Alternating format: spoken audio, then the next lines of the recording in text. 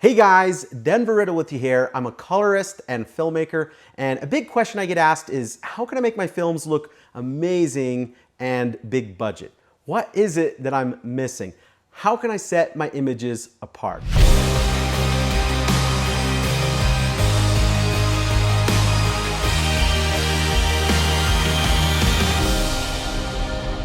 Now, we're not talking about polishing a turd because a project wasn't shot properly, but making good images look great and great images look even better. I'm talking about color grading, and every feature film, episodic television series, or big brand commercial uses color grading to give it the final finish look. I mean, no record company is gonna release a song track without doing a final mastering, and it's this final finish work that really sets a project apart and wins awards. So what all does color grading entail? Well, I want to break this down and demystify color grading for you, share with you some practical steps that you can begin using today, and lastly cover some different monitors and control surfaces that can help you in your grading. First and foremost, what is the difference between color correction and color grading? Well, color correction is taking an image and essentially fixing it and making it look the same way as it did on set. This is called scene referred. In other words, correcting for exposure, contrast, and white balance to ensure it looks the same as it did to the naked eye as when on set. Color grading, on the other hand, comes after color correction and is where we can add a creative look or aesthetic that enhances the style or evokes a certain emotion to support the story. This is really the fun part of color grading, and it's where you can make your images look big budget. I remember the first time I started experimenting with grading presets and how all of a sudden my films started to look like they were a movie. From then on, I was hooked. Nowadays, people use LUTs in much the same way as a quick and easy way to quickly generate different look ideas. If you want to learn more about color grading using LUTs, you can click on the card in the top right-hand corner to learn more about our free cinematic LUTs. Okay? Now, using LUTs is only one aspect of color grading, but they won't do color correction for us. For that, we'll want to use the color tools. But what is the best color tool out there? Well, the answer might actually surprise you. It's the one you're currently using. The three major NLEs of Adobe Premiere, DaVinci Resolve, and Final Cut Pro 10 more or less offer the same set of color tools like raw camera editing, color wheels, curves, and the ability to apply LUTs.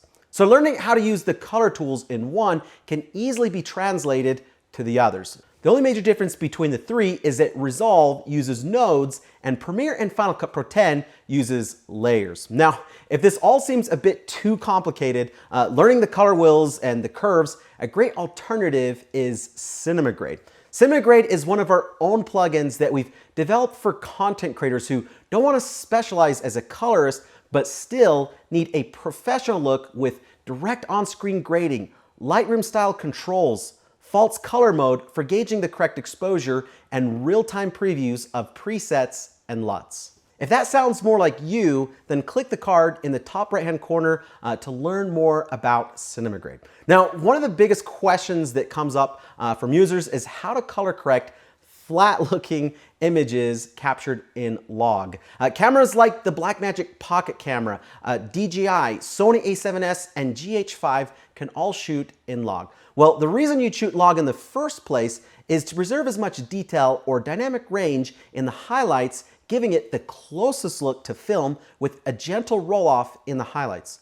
So for the best looking image, and if you have the time, I highly recommend that you set your camera to log to get the closest film look. Now, the easiest thing to do to address log in post is to apply a log to Rec. 79 LUT for your specific camera. But you do lose flexibility on how much you can control the detail, and so I suggest color correcting manually by first adding contrast, then setting your shadows and highlights where they should be, and finally adding saturation. If you're confused as to where to set the different exposure levels, the Ansel Adams zone system can be a helpful guide in conjunction with the waveform scope. It has helpful suggestions for where to set things like skin tones, clouds, foliage, etc. You simply just match the zone with where it roughly equates on their waveform scope. I've overlaid it here, so this makes more sense.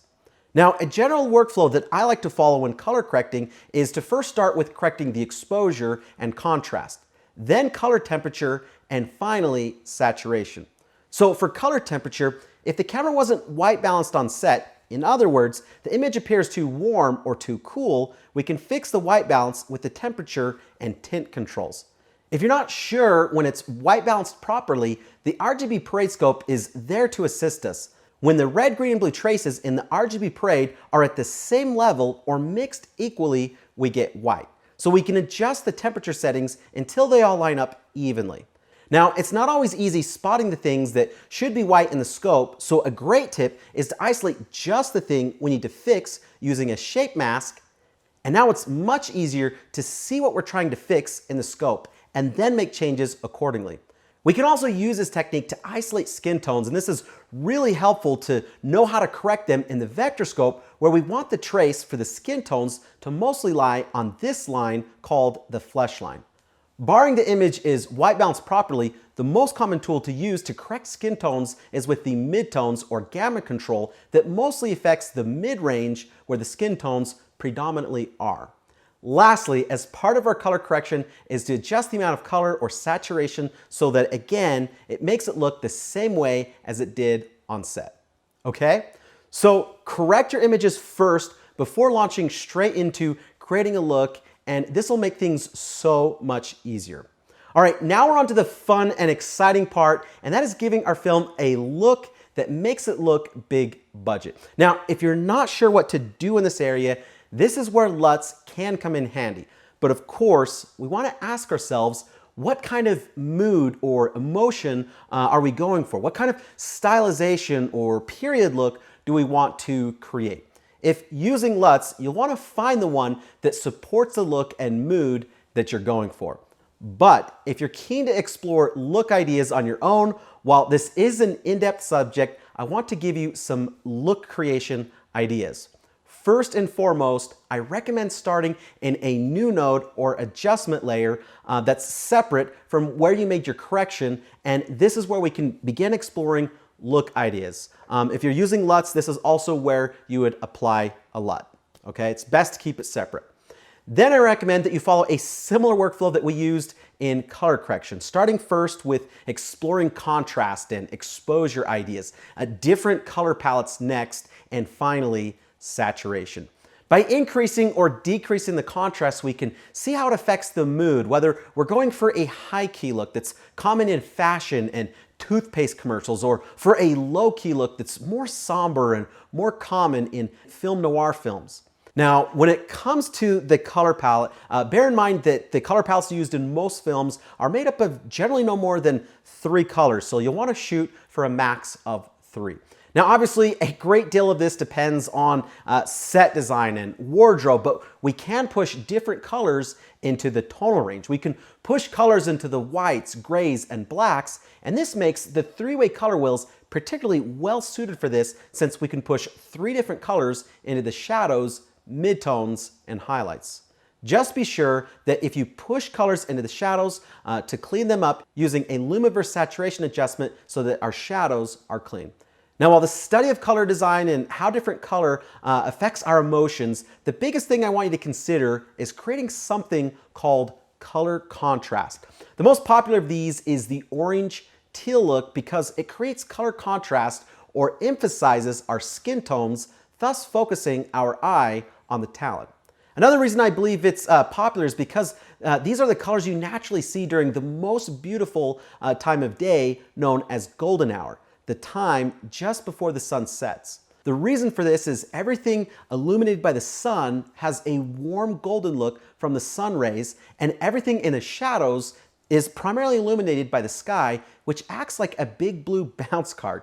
So that's another reason why it's so popular, and it's not anything that's new. This color contrast has been used in art going back to antiquity. But if you're a little tired of its use and want to explore some different color contrasts, you can take a look at Robert Burridge's Goof-Proof Color Wheel. Now, normally this is used as a guide in painting, but the color wheel can be helpful in identifying other color contrasts and other split complementary colors to spice up your films.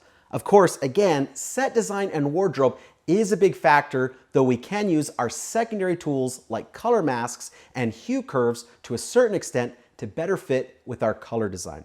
Finally, we have saturation, where we can go with either a muted look, a bright poppy look, or emphasize one color over another. Either way, color can have a tremendous impact on the story and the look of our films. Now, just a couple other things that might come up is what monitor should I use, and what about control surfaces or color panels? Well, honestly, most of the monitors that are out there these days are actually quite good, provided you've done a good calibration to the sRGB color space if you're delivering to web. The probe that I recommend is the i1 Pro from X-Ray. But if you are looking for something with better quality, I recommend doing a keyword search for the word color on B&H Photo in the monitor section to turn up results for monitors where color critical work is in their marketing literature. For strictly professional monitoring, you could look at the options from either AZO or FSI, but they are going to be quite a bit more expensive. I would really only recommend one of these if you plan on becoming a full-time colorist or you plan on delivering to broadcast. Also, if you know that you want to become a full-time colorist or you plan on doing a lot of your own color correction, there's no faster way to color grade than with a dedicated control surface. In terms of options that are out there, it's really the kind of thing where you get what you pay for. The more that you pay, the more functionality and buttons you'll get, where with the panel you see before me, the DaVinci Advanced panel, nearly every feature inside of DaVinci Resolve is mapped to the panel. Now, normally you'd only find this kind of panel in a post house or other small facility because they can cost upward of $30,000 US. But fortunately, Blackmagic has other great options like the micro panel and the mini panel, which we've done a review on. Now, a big drawback to these panels is that they only work with Blackmagic software. So if you're looking for something for Adobe Premiere or Final Cut Pro 10, then I recommend checking out the offerings from Tangent with their Elements panel, Wave 2, and Ripple. Other interesting solutions that have popped up recently come from companies like Palette Gear and Loopdeck. All of these will allow you to work more efficiently and allow you to make simultaneous corrections if, say, you want to create contrast by pushing the color controls in opposite directions. That's something you can't do with a mouse. Okay? Is this making sense? Is this helpful? Let me know if there's something you'd like to see more of in the comments below. Now, I know that we've covered a lot here, but my purpose was to give you a broad overview of color grading with some key tips that you can start using today to elevate the look of your films. If you're looking for more or interactive help, I want to invite you to our 1-hour online color grading workshop where we reveal the top color grading secrets used in Hollywood for your specific software. We have workshops for Adobe Premiere, DaVinci Resolve, and Final Cut Pro 10. You'll find a link to register for the workshop in the description below. In the web class, I reveal how I went from being a wedding videographer down to 0 wedding bookings during the recession of 2008 to improving the look of my films and landing client work with some of the biggest brands like Facebook. I revealed the same techniques that have had the biggest impact on my career. So if you're ready to be serious and you want to be guided every step of the way, you definitely don't want to miss it. I also want to point out that it's the only way you can find out more about our Color Grading Academy. People have asked us if we offer formal training. Well, this is your opportunity to hear more about that, and we'll actually have a special offer for it at the end of the presentation. So be sure to save your seat, click the subscribe button, and then the bell for more great videos like this. And let's make our films look amazing. Happy grading!